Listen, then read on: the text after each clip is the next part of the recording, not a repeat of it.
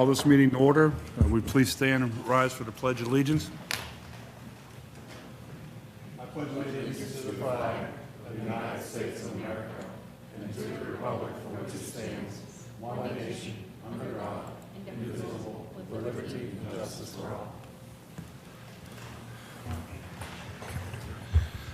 Tonight's a Facilities Committee meeting. Thank you for coming. But this time, Mr. McCausland, will call the roll, please. Mrs. Feist. Here. Mr. Grisbeck. Here. Mrs. Janasek. Here. Mrs. Hoppy. Mr. McGregor. Here. Mr. Modrak. Here. Mr. Scalzo. Here. Mrs. Turner. Here. Mr. Christensen. 7 members present. All right, thank you. Next, we'll have a report from the solicitor. Mrs. Zundel. Thank you, Mr. Modrak. I have some comments on some items that are on the agenda, but I did want to make note that coming up at your voting meeting, either in August or September, Steel Center is undergoing a renovation project, which I think all of you are probably aware of and recall when Mr. Rice had come in and given his presentation on the Steel Center renovation. And you did a pre-authorizing resolution several months ago to move that work forward. The time is coming around where the bond issue will be, they'll be proceeding with that.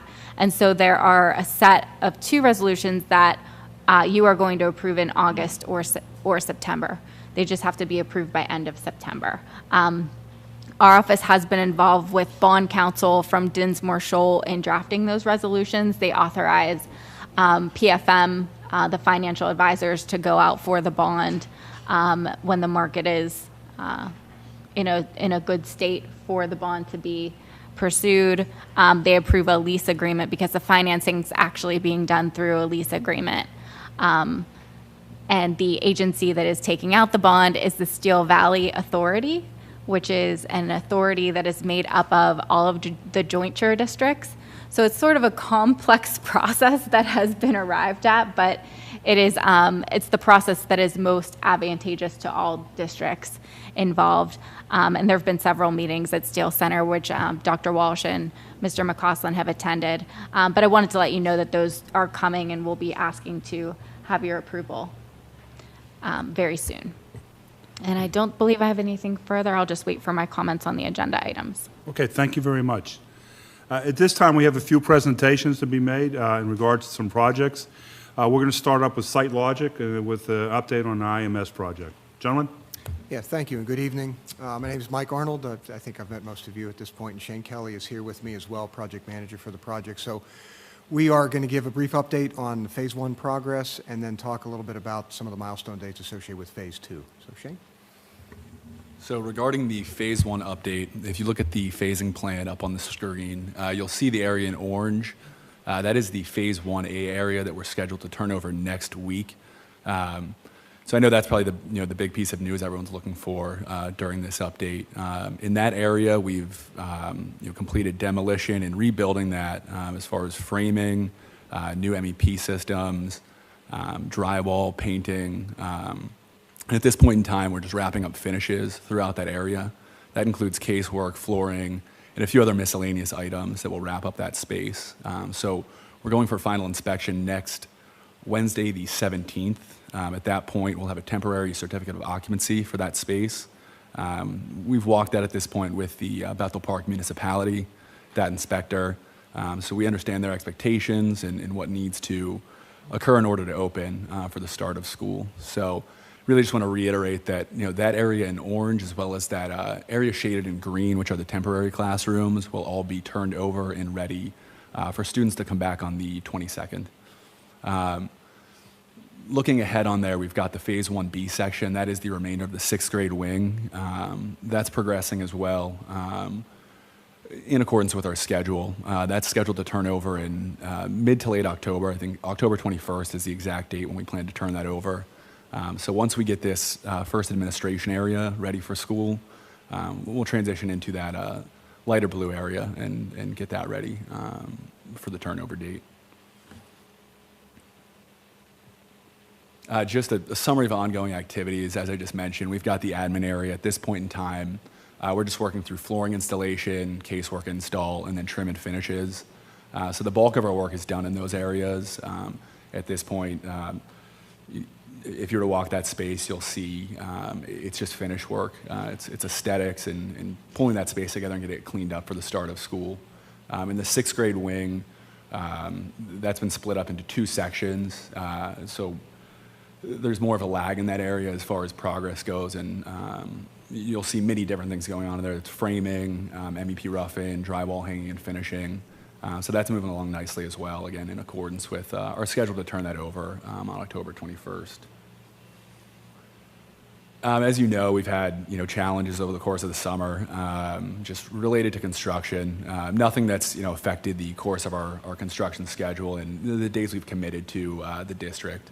But some of the things we've encountered are just lead time issues, doors, hardware, electrical components. Those are all items that supply chain has been difficult, and we found ways to expedite those and ensure they're here for the start of school and to again meet our schedule. Additionally, there's been some unforeseen conditions we've had to work through that have caused some internal struggles, but again, we've worked through those, and they've not affected our the delivery of this project. Here are just some photos of what we've accomplished up to this point. I know you're probably seeing a significant amount of change since last month when we reviewed these. This is the administration area. As you can see at this point, the space itself has been built out, and we are really just working on aesthetics at this point. Flooring, casework installation, those are all things that happen very rapidly and quickly. So I assure you, I don't want anyone to be alarmed by the condition of this space right here. This is really the final stretch and the final components that occur to wrap a space together. Again, they happen quickly, and over the next few days, you'll see this transform and clean up to a place that will really be a great environment for the start of school. And this is continued shots of the administration area, temporary classrooms, as well as in this first phase, we'll be turning over a few new classrooms as well. That would be on the right-hand side. You can see floorings going in. The next step there will be casework to pull those together, as well as lighting. And then on the left, we've got the temporary classrooms that currently encompass the library space, or the former library space. And then this is the sixth grade wing that I had referenced earlier. This is the area that's turning over in October, which is why it looks less finished than the administration area.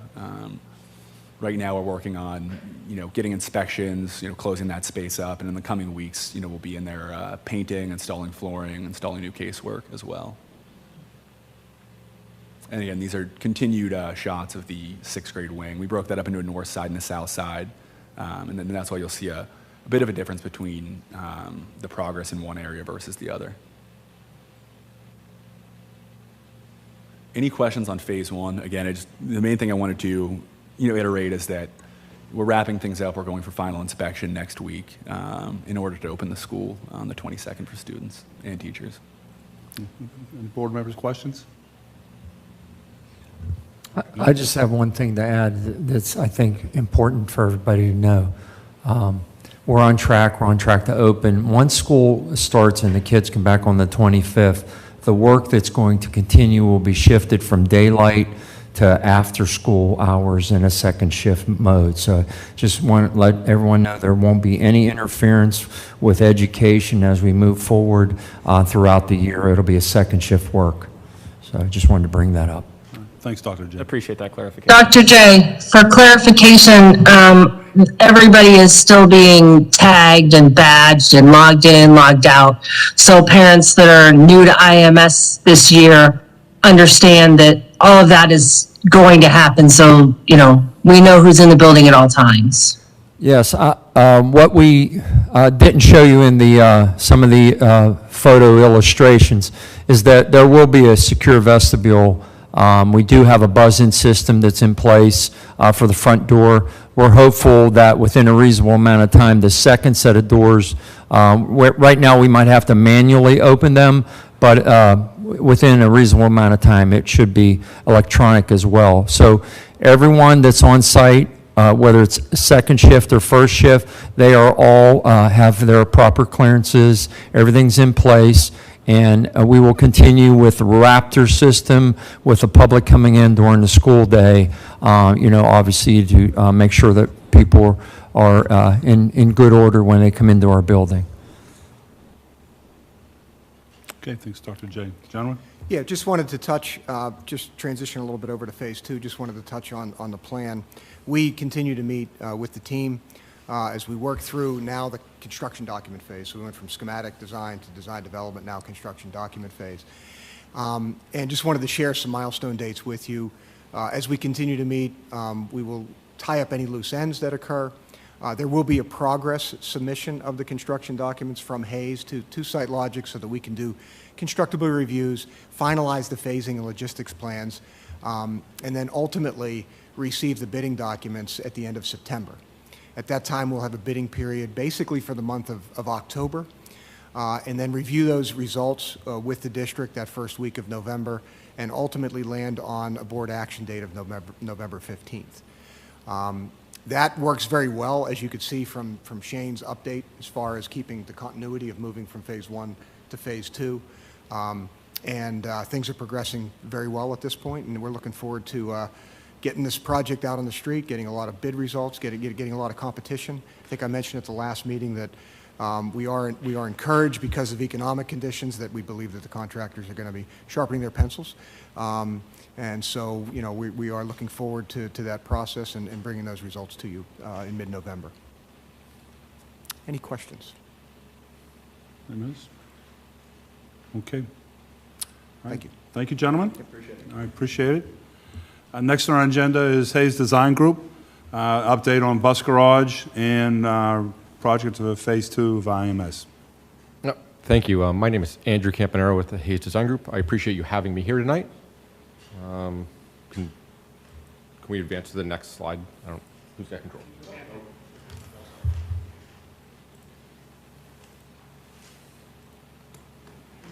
All right. Thank you. So just to update you on how the bus garage is going. So we did get through all of the government approvals.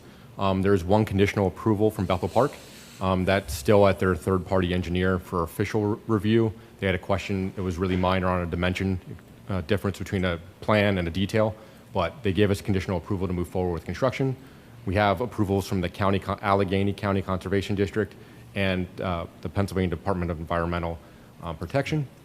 So that's all in good position. We also held the pre-construction meeting with the County Conservation District. So construction is able to start. It actually started this past week on site. Foligno basically started excavation. They were on site the week before, getting ready for construction. To do that, Spartan did install ENS controls, erosion and sedimentation controls last week. But to bring to the board's attention, they have not signed their agreement yet with their contract. So that's an item to talk about later that we're asking for award. So Spartan has requested to not be involved in this project any further. And then we would default to the second lowest bidder, which would be A. Foligno. And that's up in front of the board for later for discussion. And then A1 Electric is the electrical contractor. They're ready to go. It's just probably be a few weeks until we need them on site. So that's kind of the construction update. We really just started this week. It's really early. Regarding the project schedule, obviously we just started, and the intent is they'll be done, late fall this year, before winter hits. So that project will be completed. Any questions? Kim, any questions? Sharon, any questions? No, I think the main question I have is logistics with the buses and where they are. Are we able to move them for events and those kinds of things? Yeah, so right now, as you drive by the high school, you can see our fleet of buses are located there. That's hopefully a temporary situation. We're in discussion with Simon from the mall. We're going to be presenting them a proposal, and we're hoping to stage the buses somewhere across the way from the large parking garage that's there, close to the old Sears Automotive Center. So we're in discussion with them. Hopefully that'll happen soon, so we can get the buses where we need to move them. Thank you. Thank you. Anything else? Then we'll move on to discussion on Phase 2. There is no Phase 2 Oh, I'm update sorry. tonight. Yeah, Go ahead. yeah. I was going to say, there is no Phase 2 update tonight. We're just proceeding on documents for the next review with SiteLogic. Okay, all right, thank you, that's, Yeah. covers that, so. Any other questions for Hayes Group and/or SiteLogic? Okay, thank you, gentlemen. Oh. Yeah. There's 7's I'm sorry, that's what I was leading to. Andrew, you want to, go ahead, sir, with your next part with the contract. Yes, so we provided an amendment to our agreement to the district. It was been reviewed also with your solicitor. I don't believe there were any comments that we received from them. We provided a memo to the district as well that I think was shared with the board to summarize the amendment to the agreement, and it's here for your discussion and consideration. Just to remind the board, the IMS project was approved as a GISA energy savings project. And as a result of that, the board would have approved in Phase 1 a guaranteed maximum price for the project and a separate fee that the Hayes Design Group would be paid for their work in Phase 1. The amendment clarifies the fee for Phase 2. Again, I think it's all in our notes here. If anyone any questions? Kim, Sharon, any questions? Okay. Anything elaborate on your end on it? All right. If it's, maybe before Andrew leaves, let's just get into the issue with regard to that lowest bidder backing out of their bid and how what the recommendation is to the board to how we handle Certainly. that. So the lowest bidder on the general construction, so it's the site improvement part, so the asphalt, the concrete, has basically wanting to withdraw their bid. So the next lowest bidder is A. Felino, who is the low bidder on the plumbing contract. The district has a contract with them. There is a difference in obviously going from the lowest bidder to the second bidder. That was about $70,000. So that's that difference. And then the other item for discussion is escalation costs. So there was a provision within the agreement of 65 days to hold their price, but we're beyond that from when the bids were opened. Any indication whether they're going to hold the price? Unfortunately, due to market circumstances, they are going to be asking for an increase. We were expecting that from anyone who did this work at this point because of how far away we are from when bids were opened. And when will we get that new bid from them? Hopefully any day. Okay, and you'll get it to us. Andrew, is that the same reason that the first people backed out? Is the market change? I'm not positive, but it definitely probably could have played a role. Amy, any legal concerns? I mean, Dr. Walsh and I talked about this. It was close towards the end of last week, the situation. I think right now, there's not an opportunity to go with the highest bidder because they're not willing to sign the contract and perform the work. So at this point, your option is to move to the second lowest bidder. I should have said lowest, not highest. And move forward. And so you'll see on number 6 under facilities, the rescission of the prior award because the board did previously award the contract to Spartan. You're going to be rescinding that award and at the same time awarding it to the second lowest bidder. We're awarding it to the second lowest bidder, but my understanding is their bid price is going to change. So we're asking you to award the bid at their price quote that was presented in May, and then approve a change order when we get the revised pricing from them within the next couple of weeks. We'll put a change order on the agenda. Correct.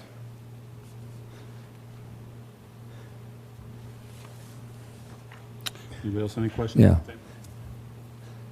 Vince? No? Darren? Just one more point of clarity. Yes, sir. We're past the 65 days where we would have had that contract signed, and really it was the permit process that kind of held things up a bit.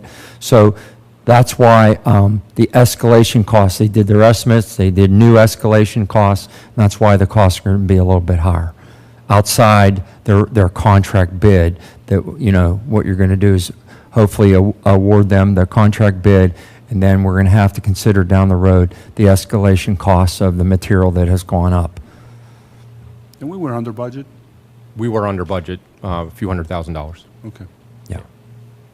2 The, million, yeah. I guess is the bid for that item broken down by line item such that we can ensure that any change orders will only be due to those increase in costs and that we just aren't being, I guess, exorbitantly change ordered? Like, for example, would it make more sense? I imagine it would be very difficult at this point to, put something out to bid again.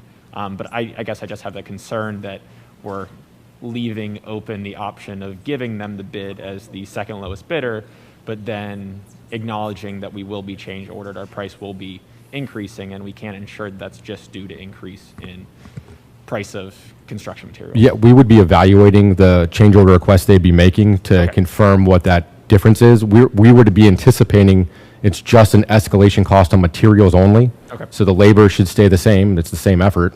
It's just, did those materials go up? In relation to your first question, which is, do we have a breakdown of their bid? We do not. When contractors put a bid together, it's a single number that we receive. But we would be looking at them and asking them to provide backup to explain that change order. So they would have to show us how much material and why, the difference. This is what we bid, this is where it is now. And then we could ask someone such as SiteLogic, can they confirm, that's a reasonable change in the marketplace?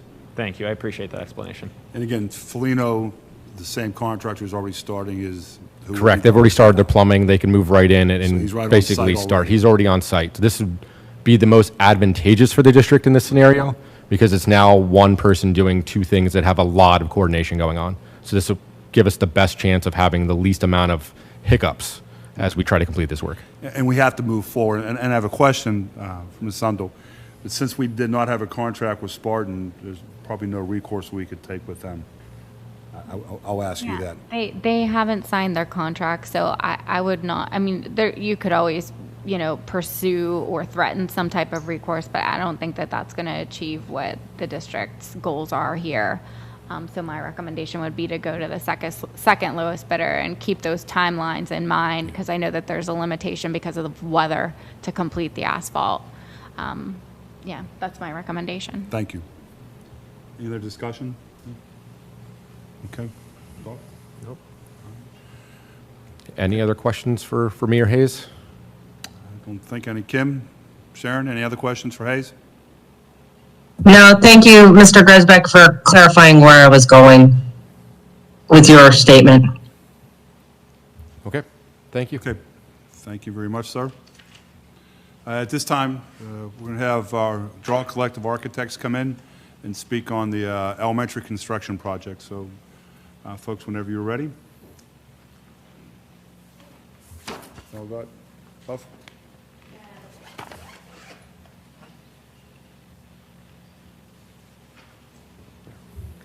Good evening, everyone. Dan Engen and Cassie Renninger here, and Dan Dillo in the back. So a little update as to where we are. We wanted to remind everyone of the schedule for the project and highlight the fact that we are in the very beginning throes. You can kind of see the dash line going up and down through the schematic design phase. So we're in that portion of the project where we're just trying to figure out what the best potential utilization is for the site, how you could potentially fit a building. We've been looking at multiple massing models and preliminary grading of the site for a potential building. And we'll talk a little bit about that today. We have some examples. But as we go forward in this fall, we'll be advancing through schematic design. We haven't spoken to any stakeholders, no staff members other than administration at this point.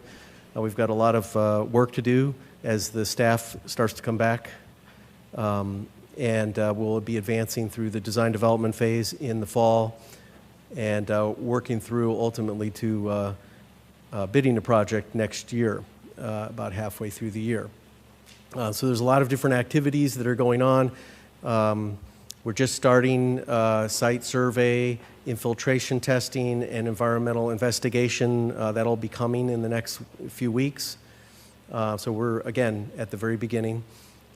We've been doing educational space programming for about a month and a half or so now, and working with Dr. Walsh and his team preliminarily to try to make sure that we have all the major spaces covered in the project to garner a size of building and an organizational system. And then upcoming activities, I mentioned the site investigations. We'll be working with the municipality on their process and how it relates to your project. And then we'll be sharing actual more design concepts beyond what we're showing today. And then a big barrage of teacher meetings. You're familiar with talking about that and hearing about that just from Hayes's process at the middle school, I'm sure. So I'll turn it over to Cassie.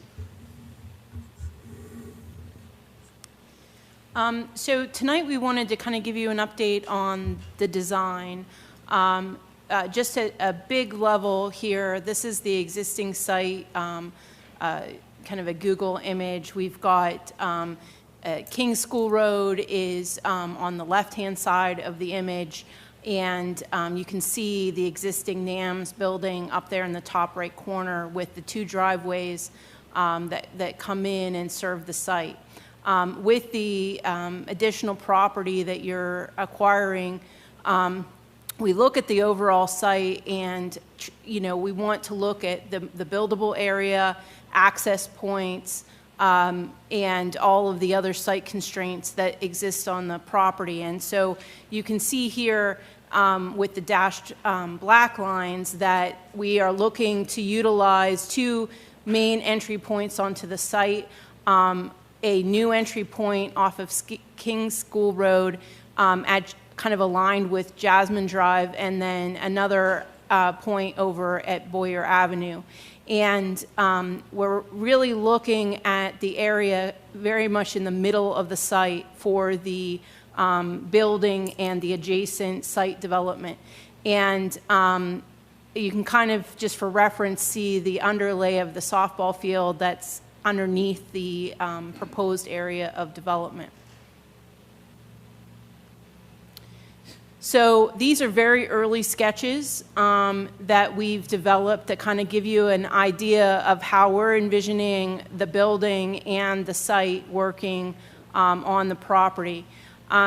When we're designing a building, the site is so absolutely integral to the design of the building. We're looking at all the different traffic flows, vehicular and pedestrian traffic that needs to enter and exit the site, the adjacency of parking, adjacency of pedestrians, students during the day, after hours events. And then on your site, we also have some additional constraints with things like a stream and a potential wetland. We have topography that is a very much a design factor as we start to lay out the site. And then we have the existing building. And so these early sketches, you're going to see this evolve through the process as we get our civil engineers to be looking more detailed at grading and some of those features. But just at a very high level, what we're proposing, you can see the white box is roughly the outline of the 3-story building that we are looking at. We're purposely keeping the footprint very compact because of the site constraints, as well as all the things that are needed on the site to support the educational environment. You'll see over on the left-hand side, that would be the proposed, roughly the proposed new intersection with King School Road aligned at Jasmine Drive. And you can see on the right-hand side, there's an existing entry point at Boyer. And you'll notice on the plan that there are purple dots that those represent what we're expecting to be kind of like the vehicular drop-off, the parent drop-off and pickup line. When you have a school, especially at elementary level, there's a long queuing that needs to take place. So we're imagining that vehicular traffic could come from either direction and essentially stack along that driveway that you see there with the purple dots. And then the access point to the building would be at the main entry. That main entry we're showing as being the mid-level to the building. So from that level, you'll be able to go up a level and then go down a level. The blue dots that you see represent the bus traffic drop off and pickup. In the morning when they drop off, they'll drop off along the curb, along kind of the whole back half of the building. And then at pickup, we're showing a series of bus stalls where the buses can all be queued and ready for dismissal. And then they can proceed through. That bus area can be used as additional parking in like after hours use. You'll see that we've started to really look at how visitors and staff and event will circumvent the site, but we're also looking at proximity of the services, bringing deliveries into the kitchen and to the receiving area, and educational spaces like the playgrounds for the K2 and the playground for the 3-5. And internally, we're going to show you some diagrams of how this kind of building footprint might be starting to come together. But we're thinking about the proximity of those to cafeteria spaces, to the classroom wings, and to the PE spaces as well. Another feature that you'll see kind of tucked between the two classroom wings is a concept for an outdoor learning space. And that outdoor learning space we see as being very connected to the academic areas of the building, the STEM spaces that within the building, and it is an opportunity for us to create a captured outdoor space that the students can be free to somewhat roam around during instruction without, fear of them kind of wandering off. So those are kind of the main highlights here on the plan. Did I miss anything? No. Okay. So just, these are very diagrammatic. We do have more, developed plans in our office, but we felt that for tonight it was appropriate to show these in very block diagram in relationships of spaces. We've talked previously about the idea of a Main Street concept where there's an organizing spine that would be on all 3 floors of the building, and that the more common use spaces that are used by all of the students would be organized along the Main Street, and then the idea of having the educational communities for the K2 and for the 3-5. So in this diagram, you'll see the kind of red dashed line represents that Main Street that would go from the main entry point to a gym entry point at the rear. Spaces on the first floor that would most likely be along that street would be administration, an LGI assembly space, music, the cafeteria spaces, the gym, and STEAM. And you'll see kind of below that Main Street, we have our 2 wings of the building that represent one a K2 community and then the other one being a 3-5 community. And we're actually proposing that they would be linked, kind of partway down the wing so that it makes a little bit of a loop in circulation. And it gives us an opportunity for staff to be able to interrelate across both sides as well. And then so this is the middle level. Going down a level from here, we once again have the Main Street. You can see these gray boxes are the spaces that are above. We have fitness space here for the K2, or adjacent to the K2. We're thinking that the character of that fitness space would be more like movement rooms and auxiliary gym, not the high bay performance gym that you would have on the upper level in this location. And then this upper tier would then have the 3-5 playground. You'll see that this is kind of a repeat of on all 3 floors, although the wings themselves are going to look different because we're going to articulate the needs of the kindergarten, the primary school students, and then the kind of the upper elementary students. And so the wings are going to look a little different from each other internally, but we create this kind of loop here between the spaces. And then going up to the top level of the building, we've got media center. We're actually looking at making a connection to the LGI at this level as well, art, and then STEAM along with the academic spaces. And I think that's it for our for our presentation, but we're happy to answer some questions. We're really getting excited about all of what we've been talking about programmatically in the education side of how this building is coming together. So I have a question. How far along are you with the sizing of the common spaces to, I guess, accommodate our program? Is it still too early to kind of know that yet, I guess, without talking to the staff? We've been working with the administration on trying to define how many spaces that we need to deliver the program. So things like, will we need 2 art rooms or will we need 3 art rooms? That's still in flux. But we are, I think, close to having an understanding of what the gym might look like in terms of its size, or the LGI's size, the size of the library. So where we probably have the most uncertainty is more in things like specials, because how the kids circulate through their schedules is still a discussion point. Does that answer your question?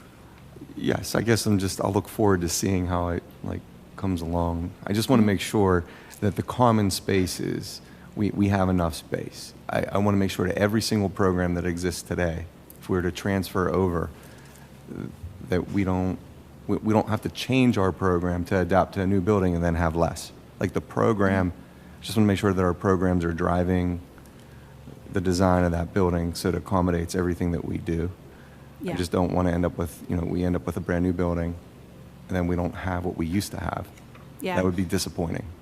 I will say that we have kind of challenged back and forth a little bit on the program to make sure that we're thinking about what could be different here, not to underbuild, but to think about what opportunities this building might have that your existing buildings in multiple buildings don't have. So things like the STEAM spaces is something that is a new opportunity that we can create here. So I think to answer your question, we definitely are meeting what you have now. The question is, how can we enhance that to support this new facility? Okay, and there might be spaces that are a little bit more obsolete in our current structure. I see what you mean. Yeah. Okay, thank you. Any other questions from the panel? As we move forward, will there be an opportunity, other than at these meetings, for some community interaction to make sure that those parents that will be going into this new building will have another opportunity to examine and present their questions? Yes, in working with the administration, we have talked about scheduling potential, once things are a little bit further along, and we have, I think, a little bit more to criticize. It would be easy coming into this fall to be able to have community meetings. We usually go to PTO meetings or PTA meetings. It's a good forum to be able to present and invite comments and things like that. But yes, we'll work through that with the administration. Thank you. Sharon, anything?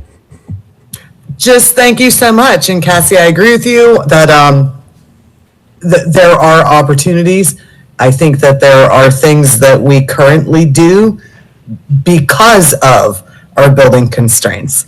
And, the way we always have done them, that aren't necessarily needed when we have a center and we have enough space and we have much more flexibility to create the programming that supports our students and is driven by our educational priorities.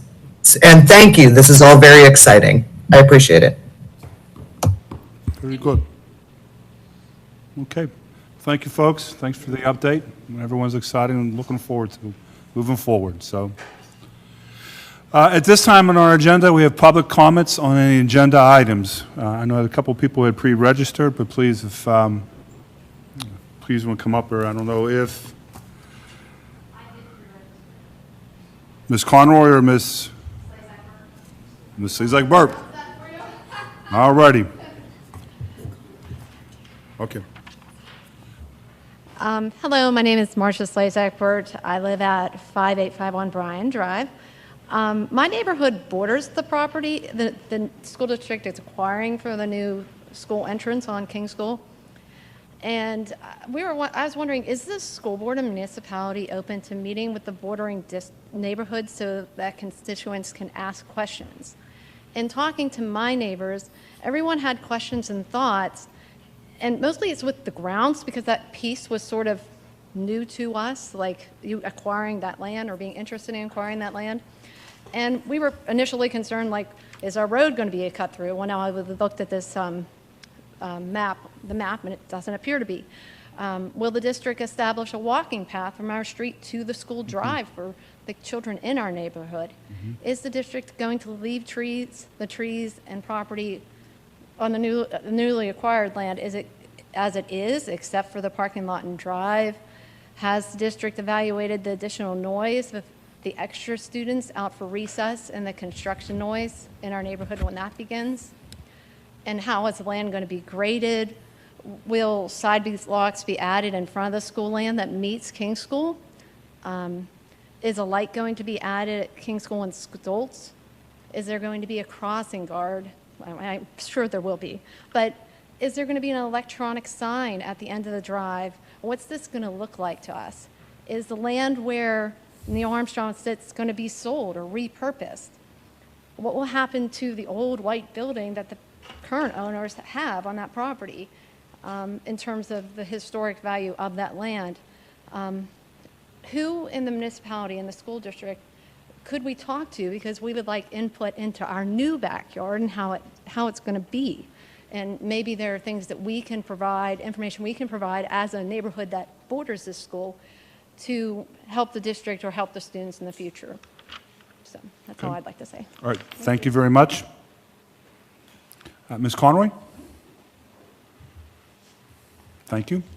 I'm Mary Lou Conroy. I live at 4201 Sweet Bay Drive, which is a property at the corner of Sweet Bay and King School Road. I was very pleased in preparing for this. But we have two sons that graduated from the Bethel Park School District. So I'm one of those parents now, and my husband, that we really don't pay attention anymore to really what's going on within the school district. And it wasn't until our neighborhood, I guess it was the King School East residents, received a letter from some concerned parents and neighbors that we became aware of the plan to build the new elementary center. Initially, I had significant concerns about this project because I am a proponent of neighborhood schools. But I have to tell you, because I know as board members, frequently it's a thankless job. But I want you to know that I took the time to reread the strategic plan, to watch the last few board meetings, and I really want to give you feedback that I think your whole approach to this project was very thoughtful, and I think you looked carefully at the projections and the impact on the community, and I'm very appreciative of that because I think this does make a difference in our community. So I wanted to make you aware that I was just very appreciative of that. The architects did address some of the concerns I was bringing to the board this evening.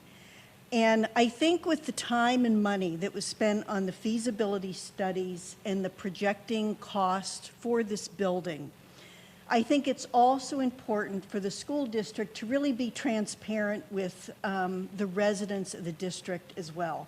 There are many people like myself, and when I referred to someone as the elderly, I kept thinking, you know, I might be falling into that category now that I'm not an active parent in the school district. But I think it's really important when someone mentioned today the focus on community interaction meeting. I think it's very important because, you know, community members are out there going crazy. They're talking tax increases.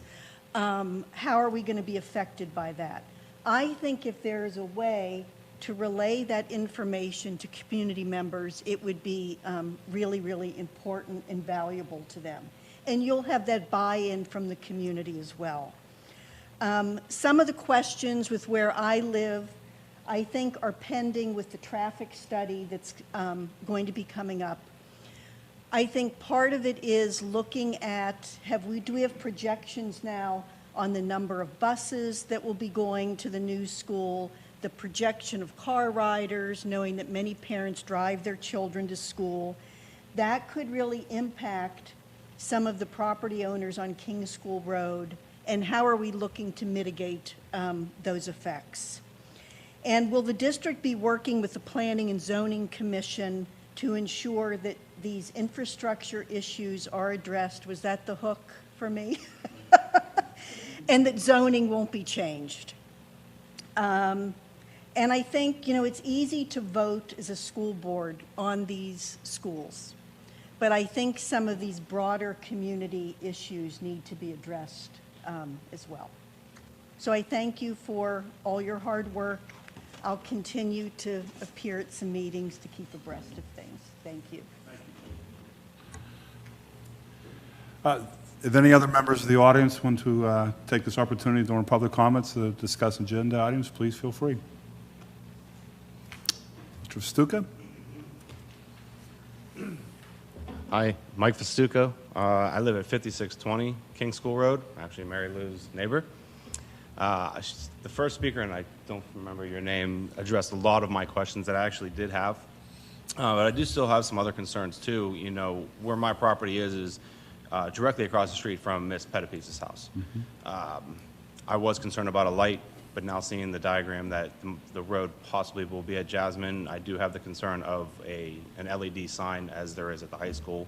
What are we going to do with sidewalks? The sidewalk stops almost at the Saddlebrook entrance. Am I going to lose some of my property? Are they going to lose some of their property to a sidewalk? If I do a driveway, am I going to lose some of my driveway? Is it going to be torn up during construction? The traffic questions is what really kind of gets me that's going to be a main entrance more than an access road. Excuse me. It's already kind of difficult because nobody does 25 on King School now. You know, when I bought the property 4 years ago, there was no intention of a school, at least that I heard of. So it wasn't my concern that I was going to be living with a school across the street from my house, because I will die in my house because I am not moving again. So now these kind of things have been erased, so I just like to voice the concern of those types of things too. And as the first speaker again said, with the neighborhood, it's a very quiet neighborhood other than some of the traffic. It's not terrible, but what will this do? You know, what will this do on the weekends for different events and different things like that? What does it do to my property value? You know, I don't know that everybody looks at their home as an investment. I don't. But if my property value keeps going up and this goes in and it goes down, what is that? What is that enticing me to stay? I think those are kind of just the generic concerns that I think a lot of people have. As Mary Lou said, I was also blindsided last Saturday, 2 Saturdays ago, and I know that there's been several social media posts saying that this has been in works for years. I do not have kids. I do not pay attention to what you guys do. This is your business. Now this directly affects me. Seeing the diagram, I am happy with how everything looks. There are some things that still would need addressed, which obviously we're in the infancy stages of it. You know, security. If we're going to go to a 21st century learning aspect, are we doing 21st century security? Small things. And I think as the meetings go on, I think a lot of that could be addressed, and hopefully it will be addressed. And I'd like to stay involved as much as possible as it affects 12 feet away from me. So that's it. Thank you.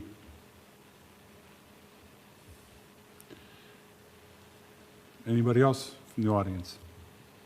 Just to point out, if you notice, our architects are sitting in the back taking notes this whole time, because obviously this is great input for them as they further these designs and bring it as updates coming forward. So thank you for them, your comments. Any other call-ins, Mr. McCausland? No Collins. Okay. I would assume, Dan, that you and your team would be willing to join me in a public meeting for that neighborhood group to give feedback and ask questions. Absolutely. Yeah, so we'll get something scheduled for, let me get school opened first. And once we get things settled down, we can put something out there for an input meeting. Dr. Walsh, I would say that some school board members may be interested in sitting on that also, just for input. Any other comments from the board members? We'll move, if not, move forward. Committee reports. I don't have any at this time. No? Sharon or Kim, any committee reports for this week? Just that the fundraiser for the golf tournament is September 16th for the library, the community center, those kinds of things. So if you know anybody that wants to play, it is, Dr. Walsh, correct me if I'm wrong, I believe it's September 16th. I don't have the flyer in front of me. It's the 19th. 19th. Monday, yeah. So that's the big one for the Bethel Park Library as their liaison. And, yeah, and the Education Foundation, Community Foundation, and Historical Foundation, it's the big four that benefit right down the middle, split it 4 ways. And our students benefited from all of those. Yeah, Mr. Crummy put things out on social media last week, I believe. That's all I have from the library. Thank you. Nothing else, anybody? All right, move on to our next part is the Facilities Committee.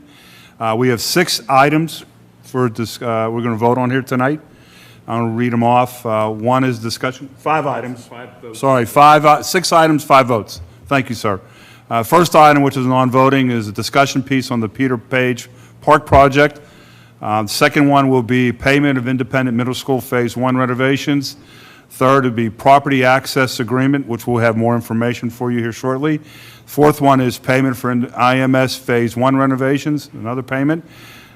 Next item is another IMS Phase 2 renovations.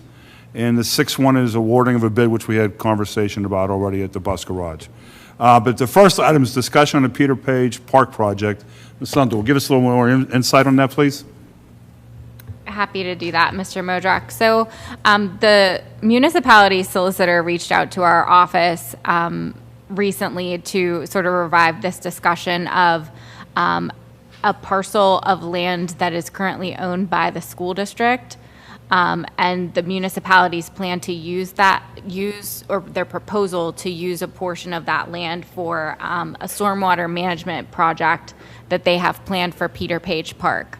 The portion of land that the school district owns is a sliver of land that borders the high school football and baseball fields. There have been renderings and drawings drawn up that have been provided to the school district to show this information. And we're not asking you to vote on anything tonight, but that will be provided prior to a vote. If you'll recall, I know there are some new board members, but in August of 2021, there were 2 individuals from the municipality who came to a board meeting and presented on this stormwater management project. And at that time, the board was able to ask questions. There did not appear to be an opposition to the district donating that small portion of property to the municipality pursuant to the school code section that governs those types of land transfers. But the municipality has asked us to revive that discussion. And I want to throw it to all of you, particularly new school board members who might need additional information from the municipality to tee that up and move that process forward. I'm prepared to bring a resolution for your review and approval. If there's not any objection here, we could have that on as soon as August 23rd. There has been a change, if I could add on to your comments, Ms. Undel, that the municipality is going to, when they were here in August to where they are now, is looking to take involve more land from the baseball field in the project, but to restore it when they're done. If you know Perky Field, you know it's prone to flooding. And so our district position on this is it could be to our advantage if they can resolve the water runoff and drainage issues on that side of the field all the way to the creek, it would be to our advantage that they would do that work, and it could impact baseball season if the project runs long. But their timing was to go through the fall and winter with the project and be ready for the spring to reopen the field. But they, again, let me emphasize, their interests are to do the work and then restore that part of the field to its current condition or better. Dr. Walsh, is that going to impact what the boosters and the district has already done to Perky by putting the hydro block in and those kinds of things? I mean, how much of that is going to be affected Yeah, the by what they're hydro block going was to do? on the first base side of the field. This they're talking about is on the third base side where the batting cage is. Okay, I wanted some clarification. I know we tore up a whole lot of that. Yes.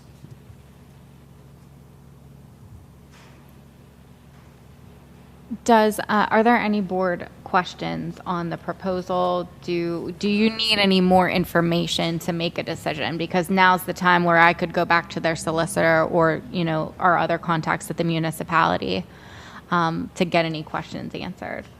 No, none for me. I remember watching the meeting in August, and I thought everything was satisfactory then. Okay. Darren? All right, I think we're all good. We're good for that. All right, I'll prepare the resolution and we'll get everything moving for end of month meeting. Thank you. Now, items 2, 3, 4, 5, and 6, I'll be moving, looking for a second. Second? Second noted by Mr. Scalzo. But we'll have a discussion point before we take a vote. And it'll be on item number 3, if Ms. Sundal can give us more insight on what that is. Absolutely. I don't think I've ever talked this much at one of your meetings. This is exciting. So number 3 is an access agreement, and you can click into the document. I'll do a little summary of it. It does relate to the property on King School Road that the district in June, the board had authorized an eminent domain taking of that property. Since that time, we've had some very productive discussions with the property owner, and it has always been the district's intention to engage in a sale transaction versus an eminent domain taking. The access agreement extends the amount of time for the parties to have those negotiations on sale price. It also permits the district to go onto the property as long as notice is provided so that the district can complete its construction tasks, including field surveys, environmental assessments, and it sets forth a time frame so that we can move those discussions forward as quickly as possible, but recognizing that the property owner does want to do some background gathering of information on her end. And so that, in summary, is what the access agreement does. And I'd be happy to answer any questions. So basically, folks, you've heard tonight from our architects for this project, from Draw, on their time frame. If you look even their diagram that was presented, they were looking to have things finalized on schematic design by mid-September of '22.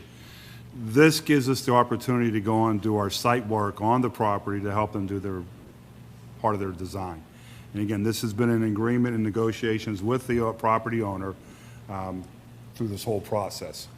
So it keeps us on our time frame so we can get this building open at the appropriate time for the school year of '25, right? So with that being said, we will take all the other items, 2, 3, 4, and 5, and 6 on one vote, if we're ready at this time, unless there's any other discussions. I'm sorry. Kim, Sharon, any other discussion points? I'm good. I'm fine. Thank you for asking. Voting is open. Voting is open.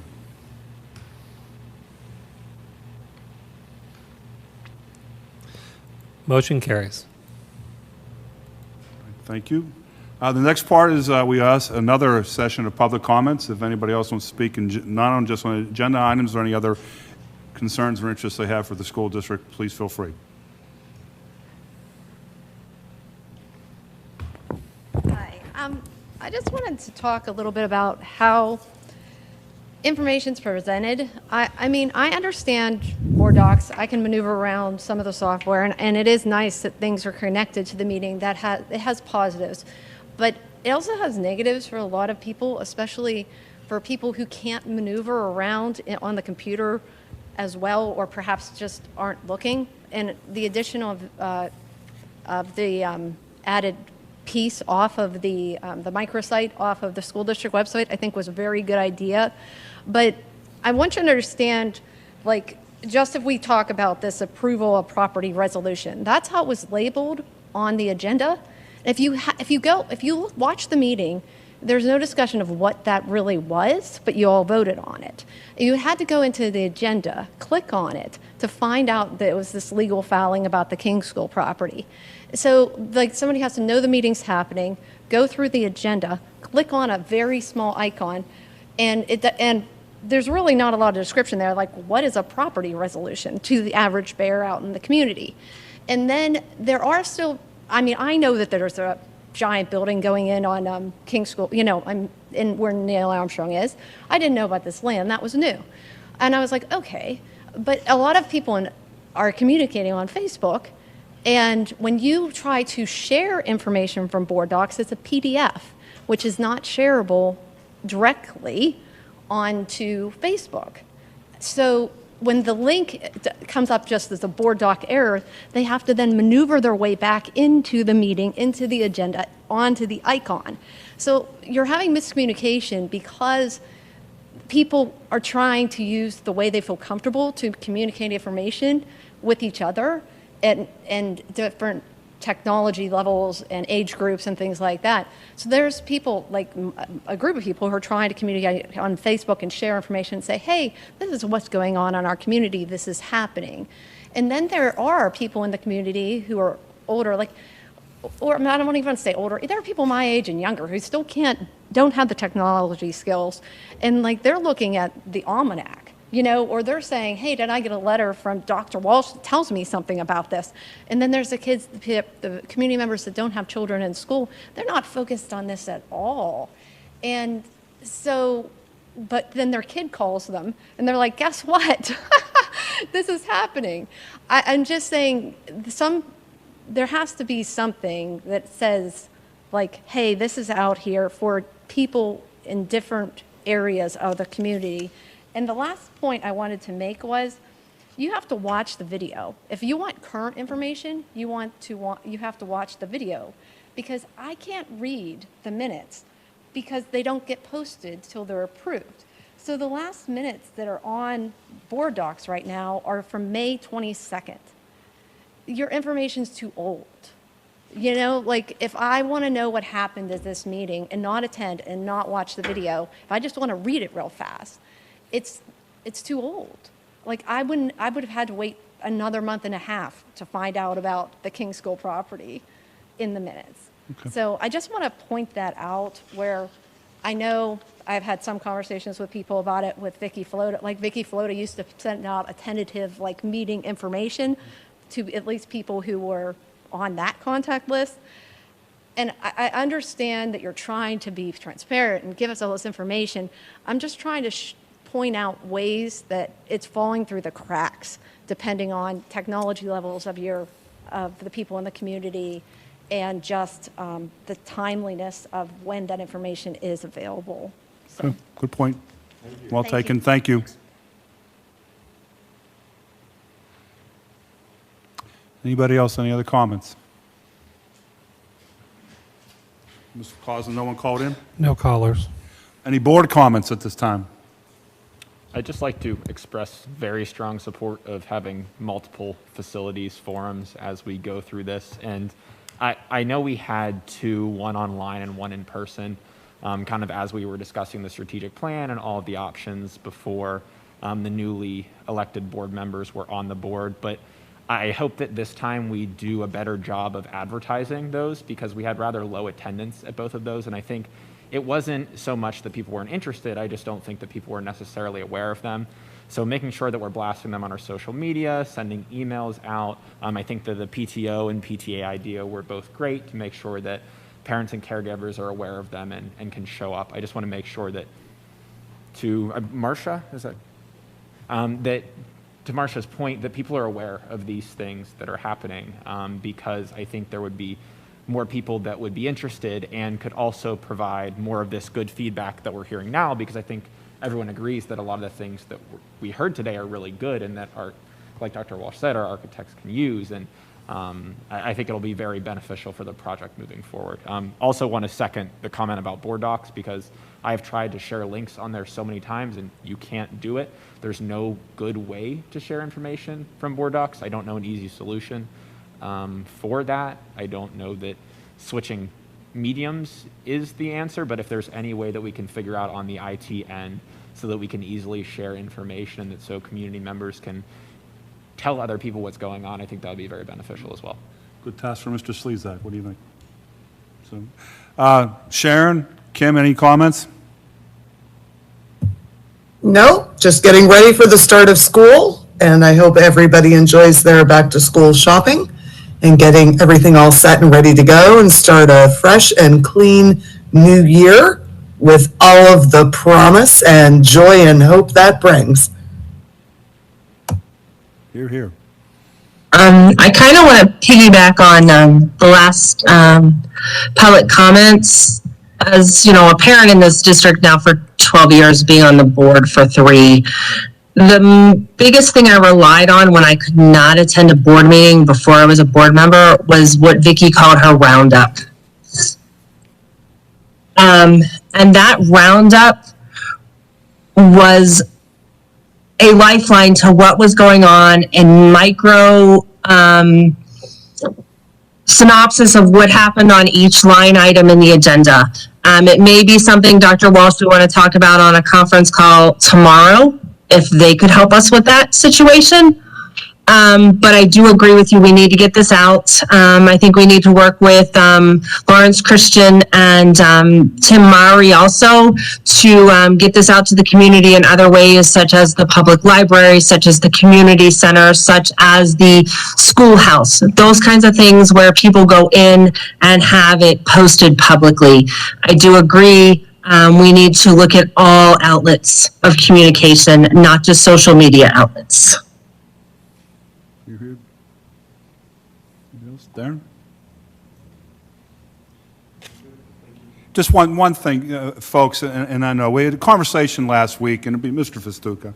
We were talking out there for almost an hour, and again, and why he got involved, and I appreciate that. I'm glad to see he's here again tonight. We have been discussing this for over 18 months. You know, a lot of things have been tied up with other issues we've been dealing with as a district and as a nation here with COVID and that, but this has been, you know, again, I appreciate you were saying you went back, looked at the strategic planning and some of those comments, you know, the process we went through.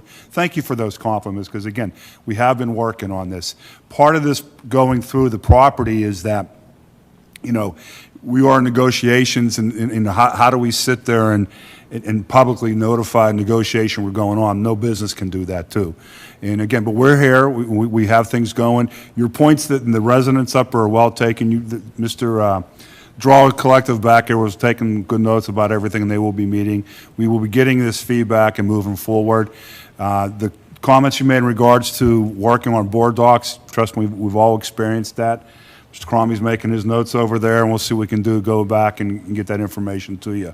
But again, please always don't hesitate to contact Central Administration. Our emails are on there. We try to do our best to respond to emails in a quickly, timely fashion. Sometimes it will be from Central responding on behalf of the board, or if it's individually, board members will respond individually. But, you know, we'll do our best to keep everyone involved in this loop as we move forward. We've got 2 big projects, actually 3 big projects going on. Dr. J's got his thumb on the pulse of all of them. You can always reach out to him too. He's available. His information is on our directory. So, but thank you for coming here tonight. And with that being said, motion to adjourn. Second. All right. Thank you, everybody. We'll see you August 23rd is our next board meeting. Thank you.